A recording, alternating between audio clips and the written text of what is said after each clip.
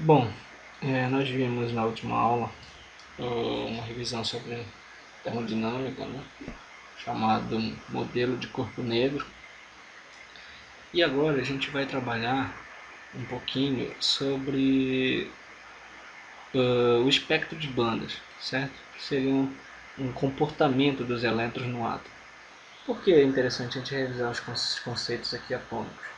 Porque o efeito fotovoltaico, certo?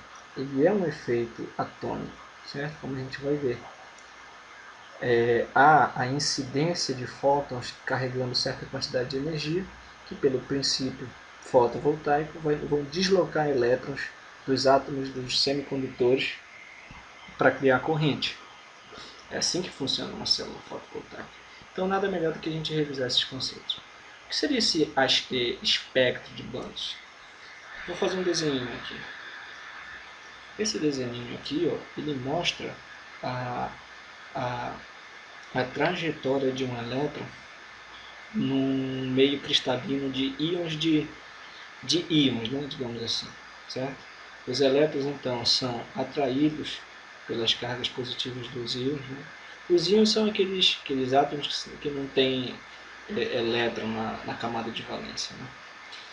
Então, o que acontece? Esses íons, esses elétrons, são atraídos pela força colombiana aqui, né?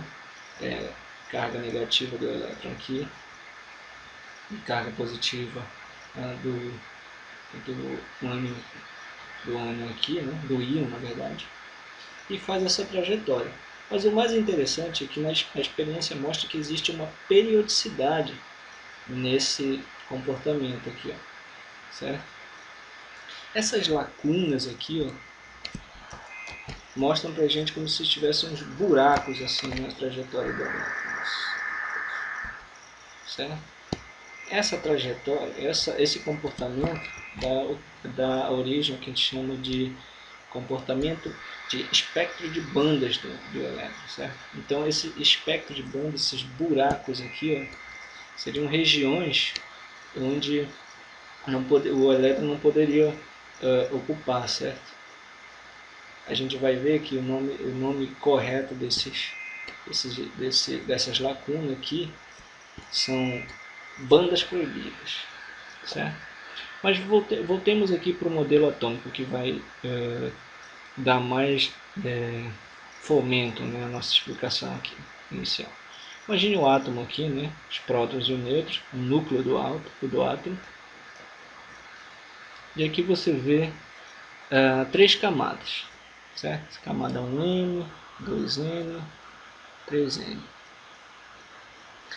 Bom, as camadas mais internas, certo? Onde os elétrons podem ser confinados, são as camadas que têm menor quantidade de energia, certo?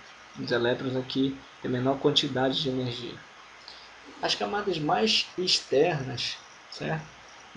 Essa camada mais externa aqui, que a gente chama de camada de valência, ou banda de valência, né? Como eu prefiro dizer, é quem vai determinar o comportamento químico do material, certo? Imagina, por exemplo, o hidrogênio. O hidrogênio só tem a camada 1N, né? Um elétron aqui. Então, como ele é um gás, ele precisa de 7 elétrons para ficar estável, né? Não que necessariamente todos os elementos precisam de 8 elétrons para ter o comportamento de gás, mas na maioria dos casos na natureza, a gente vê que com 8 elétrons o elemento se comporta de maneira estável. Lembre-se que a natureza ela quer a todo momento encontrar um equilíbrio, certo? E as leis da física para o átomo também descrevem esse comportamento. Bom, a camada de valência é a camada mais externa para o qual um elétron aqui ele vai ter alguma associatividade com o núcleo ou com o átomo em si, né? A partir da camada de valência, se esse elétron fugir daqui, a gente vai ver como isso pode se dar, ele não tem mais qualquer vínculo, digamos assim, com o núcleo do átomo. Tá? Aqui ainda existe algumas forças, né, mas que são explicadas pela mecânica quântica, que mantém a eletrosfera aqui do átomo e os elétrons ao redor, né? Mas cada camada dessa aqui, para cada camada dessa existe o que a gente chama de níveis de energia, né? Por exemplo, aqui nessa camada 1N existe um certo nível de energia para o qual um dado elétron carregado com essa energia pode ficar. Digamos que esse elétron deseje passar para o próximo nível de energia. Tá? Para isso, ele tem que transpor o que a gente chama de banda proibida, que é o que eu acabei de falar aqui. Banda proibida mais ou menos. Deixa eu fazer um diagrama aqui.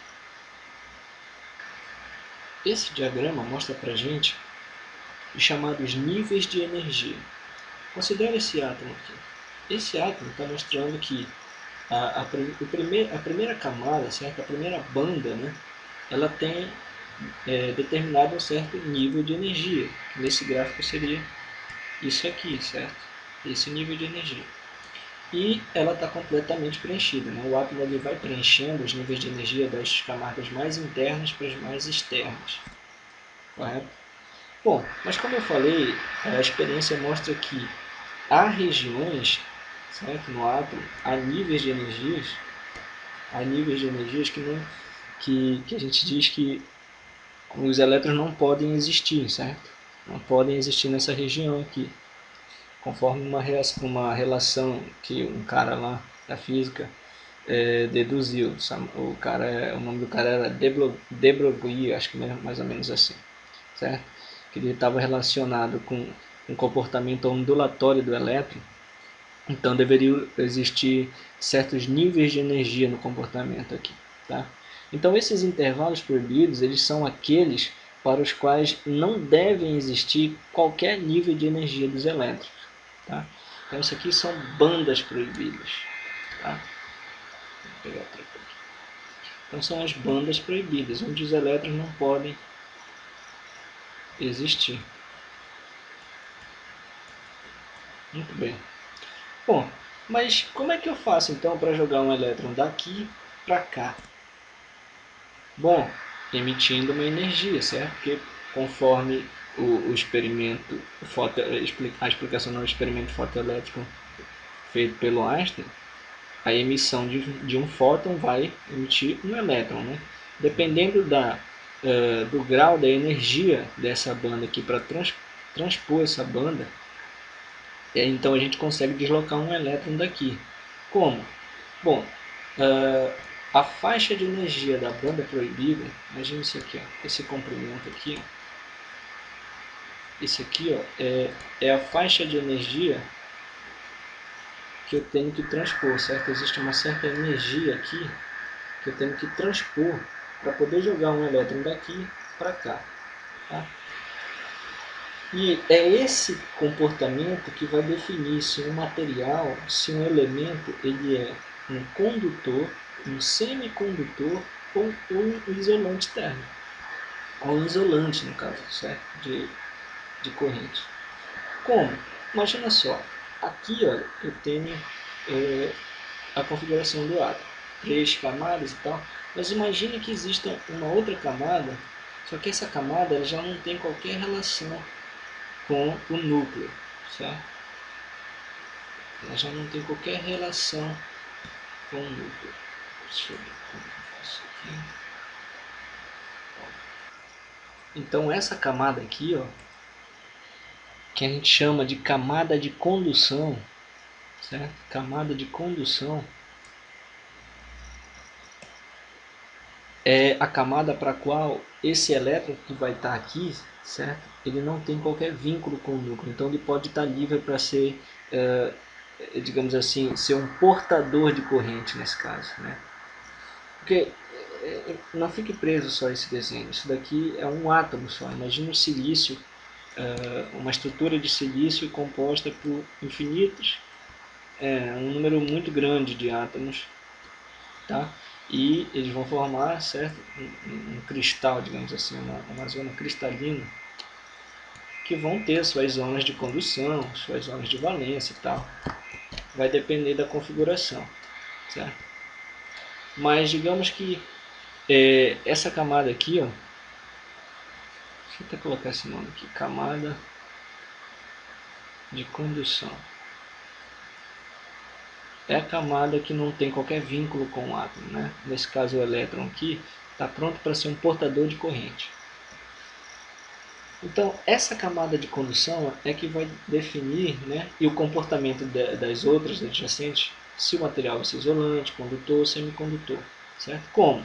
Imagina então que eu queira jogar o elétron que está na camada de valência para a camada de condução. Obviamente, a energia que ele tem que transpor para poder chegar na camada de condução é determinada pelo que a gente chama de gap, ou gap, né, de energia. Esse gap de energia é a energia da banda proibida, a banda para a qual o elétron não pode existir, certo? Esse gap, então, chama de WG. Certo? Então, se um fóton, imagina que um fóton está chegando aqui, nesse elétron. Um fóton de luz, né? Está chegando aqui nesse elétron. Ops, deixa eu separar aqui. Chegando aqui nesse elétron, se ele tiver a energia que é dada, a energia que um fóton carrega é dada pela relação de Planck, energia do fóton, HF, né? Produto da frequência vezes a constante de Planck. Então, se essa energia de Planck aqui for igual à energia da banda proibida, certo?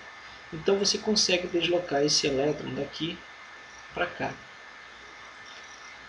Agora, o que acontece se a energia de Planck, certo, for menor do que a energia da banda proibida, ou seja, da energia que o elétron não pode existir? O que acontece é que o elétron vai receber essa energia, mas não vai conseguir transpor essa barreira, como se fosse uma barreira. Lembra lá da química que a gente tinha, por exemplo, uma certa, quando a gente estudava as enzimas, tinha curvas assim, né, e tal. Essa diferença aqui era a energia de ativação, né, que a gente precisava ter para poder aumentar a velocidade de reação. Aqui é a mesma coisa, um pouquinho similar, digamos assim, né? Para transpor essa barreira aqui, ó, que é o gap, a gente precisa então que o fóton esteja carregado com uma energia, obviamente, igual ou maior, né? Ou maior do que a energia da banda proibida. Se o fóton que está chegando aqui tiver essa energia, uma dessas duas configurações, esse elétron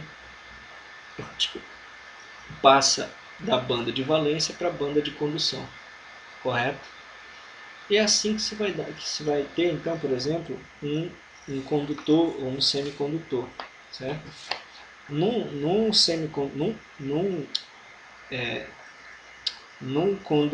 isolante, no isolante, o que acontece é que esse gap de energia ele é muito alto, ele é maior do que 5 electronvolts, tá? Ele é muito alto. Então é muito difícil tirar um elétron da banda de valência e jogar para a banda de condução.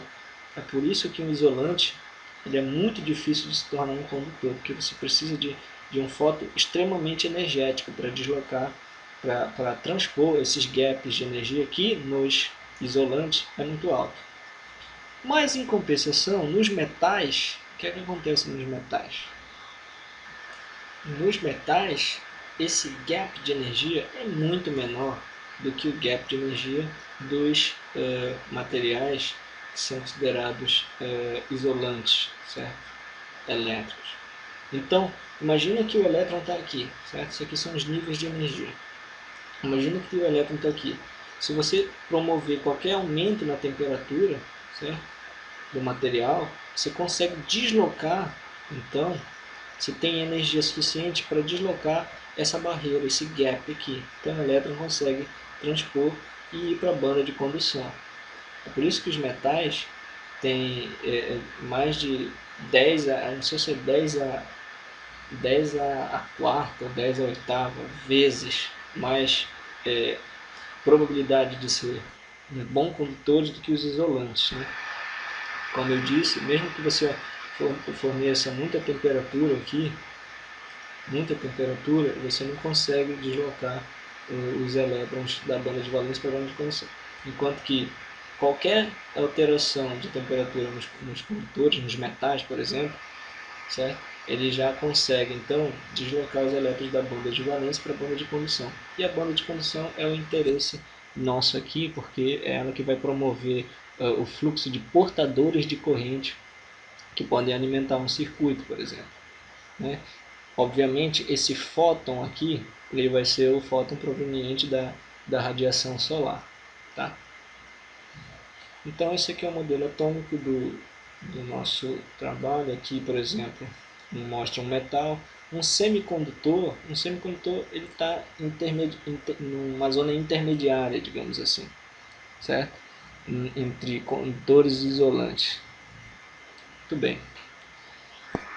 Bom, como a gente viu, a capacidade do material ser condutor ou não, ser isolante, vai depender do gap de energia que ele possui, né? Então, dependendo do tamanho de energia que tem que ter para transpor o gap para ir da banda de valência para a banda de condução, o material vai ser um bom condutor ou isolante. Por exemplo, o gap de energia do silício, que é o que é mais usado, né? Como eu disse na segunda aula, é de cerca de 1.1 electron volts, tá? Enquanto que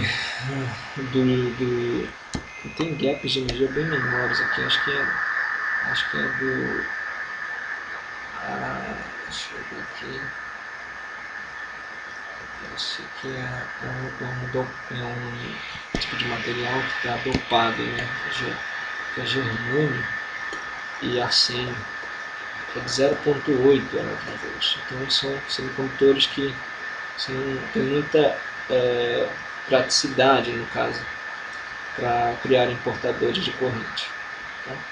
Então a gente vai ver a partir de agora como a gente pode, então, já que a gente definiu e revisou esses conceitos da física atômica, né? Como é que isso se emprega no nosso modelo para encontrar uma eficiência ideal de uma fotocélula. É isso que a gente vai ver nas aulas subsequentes.